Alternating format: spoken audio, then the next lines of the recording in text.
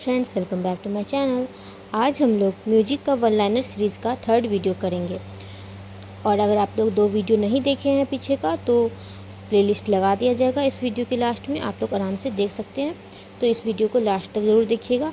चलिए क्वेश्चन करना स्टार्ट करते हैं। फर्स्ट क्वेश्चन हम लोग का क्या कह रहा है।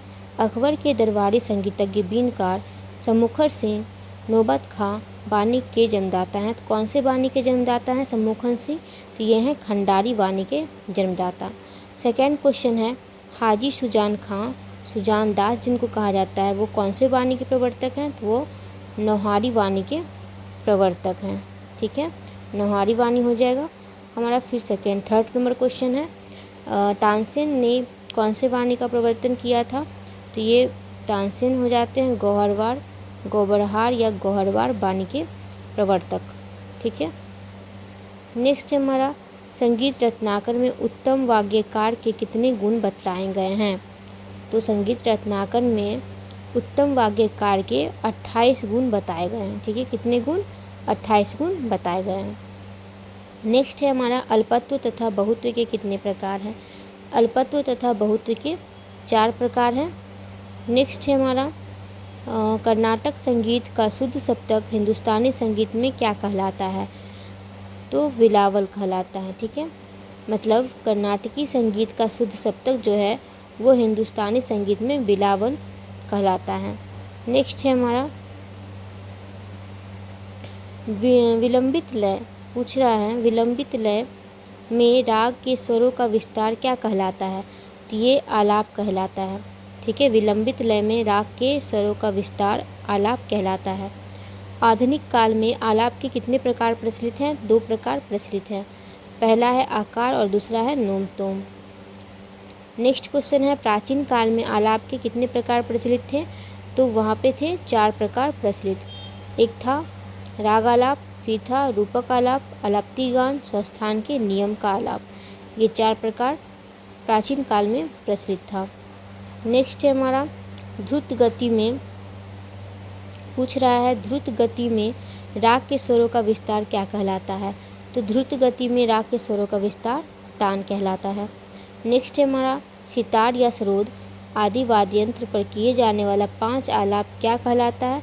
तो ये आलाप जोर कहलाता है। ठीक है, आलाप जोर कहलाता है। नेक्स्ट है हमारा किस सितार वादक शैली में नियमों का कठोरता से पालन होता है? तो गत शैली जो है इसमें ये सितार वादक शैली है जिसमें नियमों का कठोरता से पालन होता है। नेक्स्ट है हमारा निखिल बनर्जी किस सितार शैली के वादक हैं? तो ये गत शैली के ही हैं। ठीक है, निखिल बनर्जी जो है ये गत शैली से ही संबंधित हैं। नेक्स्ट है साहित्य परवेज किस सितार शैली के वादक हैं? तो साहित्य परवेज के बारे में पूछेगा तो ये हो जाते हैं ख्याल शैली के वादक। नेक्स्ट है हमारा सा म संवाद के बीच कितना श्रुतियांतर होता है? तो सा म संवाद के बीच में होता है 9 श्रुति का अंतर। तो 9 श्रुति का अंतर हो जाएगा। फिर है बिना गुरु के मार्गदर्शन के स्वयं सीखकर गाने बजाने वाला क्या कहलाता है? तो ये अताई कहलाता है। ठीक है, क्या बोल रहा है? बिना गुरु के मार्गदर्शन के स्वयं सीखकर गाने बजाने वाला अताई कहलाता है। फिर है सा प संवाद में श्रुतियांतर अनुपात कितना होता है? तो सा प अनुपात में होता है 240/360 1:2 हो जाएगा। फिर है सा म संवाद में श्रुतियांतर अनुपात कितना होता है? तो सा म में हो जाता है 240/360। ठीक है, 240/360 हो जाएगा तो ये हो जाएगा 3:4। नेक्स्ट है हमारा जिन रागों का वादी स्वर बोल रहा जिन रागों का वादी स्वर सप्तक के पूर्वांग से होता है तो वे कौन सा राग कहलाएगा? तो वो पूर्व का राग कहलाएगा या फिर पूर्वांग राग कहलाएगा। नेक्स्ट है 2 या 2 से अधिक संवाद स्वरों को एक साथ गाना बजाना क्या कहलाता है? तो ये हारमोनी कहलाता है। ठीक है, हारमोनी कहलाता है। फिर है कुछ स्वरों को क्रमिक रूप से एक दूसरे के बाद गाना बजाना क्या कहलाता है? तो कुछ स्वरों को क्रमिक रूप से एक दूसरे के बाद गाना बजाना कहलाता है मेलोडी। ठीक है, मेलोडी हो जाएगा। नेक्स्ट है गुरु से मिली शिक्षा को उसी शैली से गायन वादन करना क्या कहलाता है? तो ये नायकी कहलाता है। गुरु से मिली शिक्षा को उसी शैली से गायन वादन करना नायकी कहलाता है। नेक्स्ट है हमारा लय के कितने प्रकार हैं? तो लय के 3 प्रकार हैं, विलंबित लय, मध्य लय और द्रुत लय। फिर है सितार में विभिन्न स्थानों पर विभिन्न पर्दों में बांधने की क्रिया क्या कहलाती है? तो ये ठाठ कहलाती है। सितार में विभिन्न स्थानों पर विभिन्न पर्दों को बांधने की क्रिया ठाठ कहलाती है। सितार में ठाठ कितने प्रकार के होते हैं? तो 2 प्रकार के होते हैं, एक अचल ठाठ और एक चल ठाठ। ठीक है। फिर है अचल ठाठ में कितने पर्दे होते हैं? तो अचल ठाठ में 23 या 24 पर्दे होते हैं। बाज के खुले तार से कौन सा स्वर निकलता है? तो बाज के खुले तार से मौ का स्वर निकलता है। फिर है चल ठाठ में कितने पर्दे होते हैं? चल ठाठ में 16 से 19 पर्दे होते हैं। नेक्स्ट है हमारा नेक्स्ट क्वेश्चन है चल ठाठ में 17वां पर्दा किस स्वर का होता है? तो चल ठाठ में 17वां पर्दा होता है ध। ठीक है। 18वां पर्दा जो होता है चल ठाठ में वो होता है नी, और 19वां पर्दा जो होता है वो होता है, उसमें स्वर होता है तार म। ठीक है। फिर सितार के तार पर मिजराव प्रहार करने की क्रिया क्या कहलाती है? सितार के तार पर मिजराव प्रहार करने की क्रिया बोल कहलाती है। नेक्स्ट है हमारा प्रहार या बोल कितने प्रकार के होते हैं? तो प्रहार या बोल जो होते हैं 2 प्रकार के होते हैं, एक आकर्ष और एक उपकर्ष। आकर्ष और अपकर्ष। ठीक है। अपकर्ष होगा आकर्ष एक और सेकेंड हो गया अपकर्ष। किस प्रहार को सुलट प्रहार कहते हैं? तो आकर्ष प्रहार जो है उसी को कहते हैं सुलट प्रहार। ठीक है। और उलट प्रहार कहते हैं अपकर्ष को। ठीक है। अपकर्ष प्रहार को। नेक्स्ट है आकर्ष प्रहार से कौन सी ध्वनि निकलती है? तो दा की ध्वनि निकलती है, और अपकर्ष प्रहार से रा की ध्वनि निकलती है। ठीक है। आकर्ष प्रहार से दा की ध्वनि निकलेगी और अपकर्ष प्रहार से रा की ध्वनि निकलेगी। 2 श्रुतियों की दूरी क्या कहलाती है? तो सेमीटोन या अर्धमात्रिक कहलाती है। 4 श्रुतियों की दूरी क्या कहलाती है? तो मेजर होल टोन कहलाती है। नेक्स्ट है 4 श्रुतियों की दूरी का गुणांतर या अनुपात क्या कहलाता है? तो 9/8 होता है। 3 श्रुतियों की दूरी का गुणांतर कितना होता है? तो 10/9 होता है। और 2 श्रुतियों की दूरी का गुणांतर कितना होता है? तो 16/15 होता है। नेक्स्ट है हमारा भारतीय संगीत किस पर आधारित है? तो ये मेलोडी पे ही आधारित है भारतीय संगीत। नेक्स्ट है हमारा दो विभिन्न स्वरों को अखंडित रूप में बजाना क्या कहलाता है? सूत कहलाता है स्वर दर के। ठीक है। 2 विभिन्न स्वरों को अखंडित रूप से बजाना सूत कहलाता है। प्लावित गमक आधुनिक काल में किस नाम से जाना जाता है? तो मींड के नाम से जाना जाता है। प्लावित गमक आधुनिक काल में मींड के नाम से जाना जाता है। सितार की मींड कितने प्रकार की होती है? 2 प्रकार की होती है, अनुलोम और विलोम। मिजराव पर आरोहात्मक सर्वप्रथम आघात किस मींड की पहचान है? तो अनुलोम की पहचान है। नेक्स्ट है बाज के तार पर अवरोहात्मक आघात किस मींड का पहचान है? तो विलोम का पहचान है। रे किस पशु पक्षी की आवाज़ से उत्पन्न माना गया? तो चातक। ठीक है। रे स्वर जो है ये चातक पशु या पक्षी की आवाज़ से उत्पन्न माना गया है। अचल स्वर कौन से हैं? तो आप लोगों को पता ही होगा सा और प 2 अचल स्वर हैं। ठीक है। नेक्स्ट हमारा है 7 स्वरों के समूह को क्या कहते हैं? तो सप्तक कहते हैं। 8 स्वरों के समूह को क्या कहते हैं? तो अष्टक कहते हैं। सप्तक के कितने प्रकार होते हैं? 3 प्रकार होते हैं, मंद्र, मध्य और तार। गान करने की क्रिया क्या कहलाती है? तो वर्ण कहलाती है। गान करने की क्रिया वर्ण कहलाती है। अस्थाई वर्ण में स्वरों का क्रम क्या होता है? तो स्वर को रुक रुक कर गाना ये अस्थाई वर्ण का स्वर हो जाता है। ठीक है। फिर है नेक्स्ट है हमारा ध्वनि की वह विशिष्ट रचना जो स्वर तथा वर्ण से सुशोभित हो क्या कहलाती है? तो राग कहलाती है। बोल रहा है ध्वनि की वह विशिष्ट रचना जो स्वर तथा वर्ण से सुशोभित हो क्या कहलाती है? राग कहलाती है। राग में कम से कम कितने स्वर होने चाहिए? तो कम से कम 5 स्वर होने चाहिए। राग में कौन सा स्वर कभी वर्जित नहीं होता है? तो सात जो है, 7 स्वर ये कभी भी वर्जित नहीं होगा। फिर है राग में स्वर वादी तथा अनुवादी के अलावा लगते हैं वो क्या कहलाते हैं?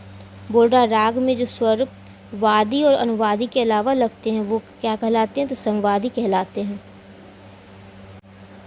नेक्स्ट है हमारा, किसी राग में एक साथ किसी स्वर के रूपों का प्रयोग नहीं होता है। तो किसी राग में एक साथ किसी स्वर के रूपों का प्रयोग नहीं होता है, मतलब दोनों रूपों का प्रयोग नहीं होता है एक साथ। ठीक है, किसी राग में एक साथ स्वर के दोनों रूपों का प्रयोग नहीं होगा, ये बताना चाह रहा है यहाँ पे।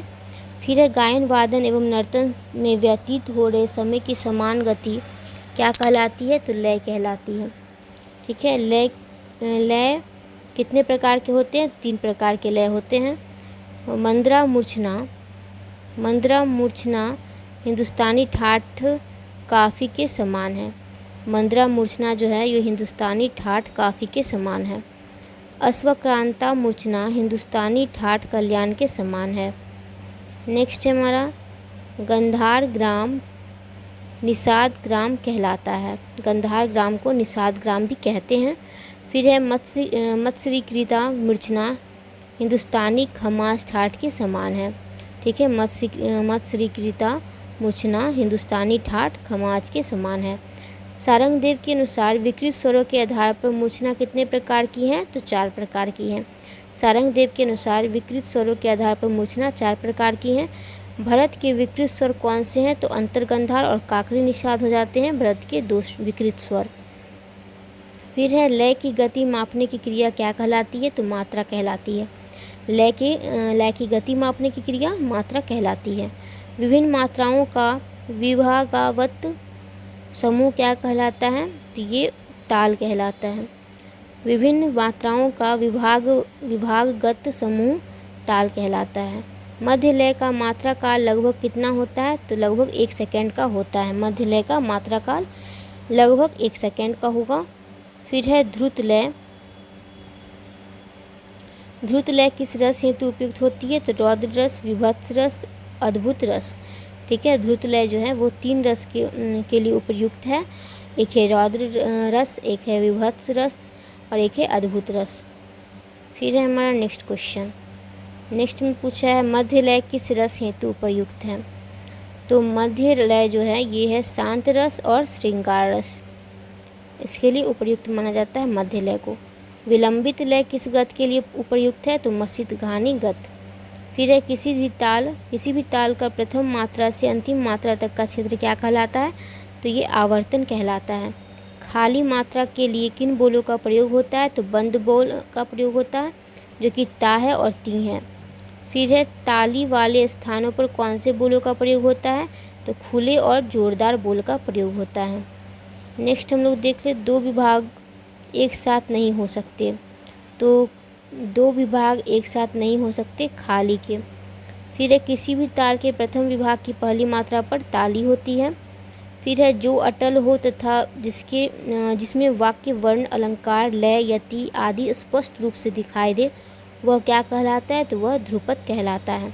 जो अटल हो तथा जिसमें वाक्य वर्ण अलंकार लय यति आदि स्पष्ट रूप से दिखाई दे वह ध्रुपद कहलाता है। प्राचीन काल में ध्रुपद गायकों को क्या कहा जाता था? तो कलावंत कहा जाता था। फिर है चार तुकों से युक्त शुद्ध अक्षरों वाली नवरसों से युक्त रचना क्या कहलाती है? तो ये ध्रुपद ही कहलाती है। बोल रहा 4 तुकों से युक्त शुद्ध अक्षरों वाली नवरसों से युक्त रचना ध्रुपद कहलाती है। नेक्स्ट है ध्रुपद का विकास किस गायन विधा से माना जाता है? तो ध्रुपद का विकास प्रबंध गायन से माना जाता है। ख्याल का विकास किस गायन विधा से माना जाता है? तो साधारणी गीति से माना जाता है ख्याल का विकास। ध्रुपद गायन तालों में किया जाता है। ध्रुपद गायन जो है किन किन तालों में किया जाता है? तो ये हो जाएगा आपको चौताल, सूल ताल, तीव्रा ताल और ब्रह्म ताल। ठीक है, 4 ताल ऐसे हैं जिससे ध्रुपद गायन किया जाता है। चौताल, सूल ताल, तीव्रा ताल और ब्रह्म ताल। नेक्स्ट क्वेश्चन है नेक्स्ट क्वेश्चन है हमारा, ध्रुपद की कितनी बानियाँ मानी गई है? तो ध्रुपद की 4 बानियाँ मानी गई है। फिर है, सर्वाधिक लयकारी किस गायन विधा में दिखाई जाती है? तो सर्वाधिक लयकारी भी ध्रुपद में ही दिखाई जाती है। ख्याल किस भाषा में होते हैं? तो ब्रज में होते हैं, हिंदी में, उर्दू में, अवधी में और राजस्थानी में। ख्याल किस भाषा में होते हैं? तो हिंदी, ब्रज, उर्दू, अवधी, राजस्थानी। बहराम खां किस विधा के गायन हेतु जाने जाते हैं? तो ध्रुपद के लिए जाने जाते हैं बहराम खां। ध्रुपद में वर्जित होती है खटका और मुड़की, ठीक है, ध्यान रखिएगा, ध्रुपद में खटका और मुड़की वर्जित होती है। ध्रुपद रस में गाया जाता है वीर रस, रौद्र, शांत, श्रृंगार, करुण, भक्ति, ये सब ध्रुपद रस में गाया जाता है। ख्याल रस में गाया जाता है, तो ख्याल रस में गाया जाता है श्रृंगार, विरह, प्रेम, भक्ति, ये सब ख्याल रस में गाया जाता है। सरगम गीत को अन्य नाम से जाना जाता है, तो स्वर मालिका और सुरावर्व, ये सरगम गीत का अन्य नाम हो जाएगा, स्वर मालिका और सुरावर्व। नेक्स्ट है हमारा, वीडी पलुस्कर जन्मे थे, तो इनका जन्म कहाँ हुआ था वीडी पलुस्कर का? तो बेलगांव रियासत में हुआ था, कुरंदवाड़ में। नेक्स्ट है हमारा, अभिनव राग मंजरी लिखा गया था, तो अभिनव राग मंजरी पंडित विष्णु नारायण भातखंडे द्वारा लिखा गया था। मैरिज संगीत महाविद्यालय स्थापित किया गया था पंडित विष्णु नारायण भातखंडे के द्वारा। फिर है, कुछ क्वेश्चन रिपीट भी हो रहा है, कोई बात नहीं, हम लोग को इससे याद हो जाएगा, रिवीजन हो जाएगा, ठीक है। किन्नरी वीणा का आविष्कार कौन किए थे? तो मतंग ही किए थे। सारंगदेव के अनुसार कौन सा राग है जो श्रेणीबद्ध नहीं किया गया है? तो ये कृपांग राग है, ठीक है। सारंगदेव के अनुसार कृपांग राग को श्रेणीबद्ध नहीं किया गया था। अमीर खुसरो के दरबार में, तो अमीर खुसरो जो थे ये थे खिलजी काल में, ठीक है। तो ये गोधूली और प्रातः काल में गाए जाने वाला राग को संधि प्रकाश राग कहते हैं। नेक्स्ट क्वेश्चन हमारा, राग तरंगिणी संगीत पर रचना कौन किए थे? तो ये लोचन किए थे, लोचन कवि का है राग तरंगिणी। चतुर्दंडी प्रकाशिका संगीत की रचना किए थे वेंकटमुखी। चौताल और 4 ताल में 12 मात्रा, 6 खंड और 3 और 7 पे ताली होता है, सॉरी खाली होता है 3 और 7 पे। फिर है हमारा 3 ताल में चौगुन में 64 मात्रा होती है। स्वरों में बनी रचना परंतु किसी ताल विशेष में न हो कहलाती अनिबद्ध। स्वरों से बनी रचना परंतु किसी ताल विशेष में न हो वो अनिबद्ध कहलाती है। फिर ये हमारा, रागों के मूल रूप से हटकर एक समीप राग संप्रकृति राग की झलकियाँ दिखाना तिरोभाव कहलाता है। रागों के मूल रूप से हटकर एक समीप राग की संप्रकृति राग की झलकियाँ दिखाना तिरोभाव कहलाता है। नेक्स्ट है हमारा, राग तोरी का वादी संवादी स्वर पूछा गया है, तो हम लोग देख लेंगे राग तोरी का वादी संवादी स्वर क्या है। तो वादी धौ है, संवादी गौ है। यह कहा जाता है कि गायन की ध्रुपद शैली 15वीं सदी में खोजी गई, तो राजा मानसिंह तोमर द्वारा खोजी गई है। प्राचीन काल में तराना को क्या कहते थे? तो निर्गीत और बहिर्गीत कहते थे। प्राचीन लेखकों के अनुसार 22 श्रुतियों में से रे का स्थान किस नंबर पे है? तो 7 नंबर पे है। फिर है, प्राचीन काल में तराना को कहते थे निर्गीत और बहिर्गीत। प्राचीन लेखकों के अनुसार 22 श्रुतियों में से रे का स्थान 7 पे है। प्राचीन काल में कुशल ध्रुपद गायकों को कलावंत कहते थे। अकबर के दरबारी संगीतज्ञ बीनकार सम्मुखन सिंह खंडारी वाणी के थे। हाजी सुजान खां नौहारी वाणी के प्रवर्तक थे। फिर है हमारा, तानसेन के बानी का तानसेन ने कौन से बानी का प्रवर्तक किया? तानसेन को कौन से वाणी का प्रवर्तक माना जाता है? तो ये हो जाता है गोबरहार वाणी। संगीत रत्नाकर में उत्तम वाग्यकार के कितने गुण बताए गए हैं? तो 28 गुण बताए गए हैं। अल्पत्व तथा बहुत्व के 4 प्रकार हैं। कर्नाटक संगीत का शुद्ध सप्तक हिंदुस्तानी संगीत में विलावल है, और इनमें से घनवाद नहीं है तो घटम नहीं हो जाएगा। बहुत सारा क्वेश्चन रिपीट हो जा रहा है इसमें, कोई बात नहीं। निम्नलिखित में से कौन सा वाद सुशीरवाद नहीं है? ये क्वेश्चन लगता है ऑब्जेक्टिव से ही बना है, ऑब्जेक्टिव क्वेश्चन से 1 लाइनर बनाई है मैम। इसीलिए यहाँ पे निम्नलिखित में से दिया गया। तो निम्नलिखित में से कौन सा सुशिर वाद्य नहीं है बोल रहा है, तो वीणा सुशिर वाद्य नहीं है। चतुर्विध वाद्य वर्गीकरण का उल्लेख सर्वप्रथम किसने किया, तो भरत ने किया। तानपुरा किस वाद्य का विकसित रूप है, तो एक तारा या दो तारा का विकसित रूप है। तानपुरे का तुम्बा किस चीज़ का बना होता है, तो कद्दू का बना होता है। जिस स्थान पर तुम्बा और डांड मिलता है उसे क्या कहते हैं, तो उसे गुल कहते हैं। ठीक है, जिस स्थान पे तानपुरे का तुम्बा और डांड मिलता है उसे गुल कहते हैं। तानपुरे में कितनी खूंटियाँ होती है, तो 4 खूंटियाँ होती है। तानपुरे के चारों तार जिस हाथी की हड्डी से बने पट्टी पर बंधे रखे होते हैं उसे क्या कहते हैं, तो उसे अटी कहते हैं। लकड़ी अथवा हाथी की हड्डी से बनी वह पट्टी जिसके छिद्रों से होकर तार खूंटी से बने होते हैं वह क्या कहलाते हैं, तो तार गहन कहलाते हैं। लकड़ी अथवा हाथी की हड्डी से बनी वह पट्टी जिसके छिद्रों से होकर तार खूंटी से बने होते हैं वह तार गहन कहलाते हैं। तानपुरे में कितने तार होते हैं, तो 4 तार होते हैं। तानपुरे का चौथा तार किसका बना होता है, पीतल या तांबे का बना होता है चौथा तार। तानपुरे के दूसरे और तीसरे तार किस चीज़ के बने होते हैं, तो लोहा के बने होते हैं। ठीक है, किसके बने होते हैं, तानपुरे के, एक बार फिर से देख लेते हैं। तानपुरे का चौथा तार पीतल तांबा का बना होता है। तानपुरे का दूसरा और तीसरा तार लोहा का बना होता है। तबली के ऊपर और लकड़ी और अथवा हड्डी की बनी छोटी सी चौकी जिसके ऊपर तार टिके होते हैं क्या कहलाते हैं, तो घुरज कहलाते हैं। तबले के ऊपर और लकड़ी अथवा हड्डी की बनी छोटी सी चौकी जिसके ऊपर तार टिके होते हैं घुरज कहलाते हैं। सरोद किसकी लकड़ी का बना होता है, तून या सागवान की लकड़ी का सरोद बना होता है। सरोद किसकी तरफ बजाया जाता है, तो सरोद तून या सागवान का लकड़ी का बना होता है और जवा या पत्ती से बजाया जाता है। सरोद में मुख्य तार कितने होते हैं, तो 8 मुख्य तार होते हैं। कुल 11 से 15 तार होते हैं। नेक्स्ट है हमारा जवा किसका बना होता है, तो जवा जो है ये नारियल का खोल का बना होता है। असदुल्ला खां किस वाद्य के वादक हैं, तो असदुल्ला खां है सरोद वादक। गुलाम अली तथा हाफिज़ अली खां किस वाद्य के वादक हैं, तो ये भी हैं आपको सरोद के वादक। उस्ताद अमजद अली खां इम्पोर्टेंट हो जाते हैं, ये भी सरोद वादक हैं। नेक्स्ट है हमारा लालगुडी जयरामन। लालगुडी जयरामन तथा TN कृष्णन किस वाद्य के वादक हैं, तो ये वायलिन वादक हैं। ठीक है, लालगुडी जयरामन और TN कृष्णन ये वायलिन बजाते हैं।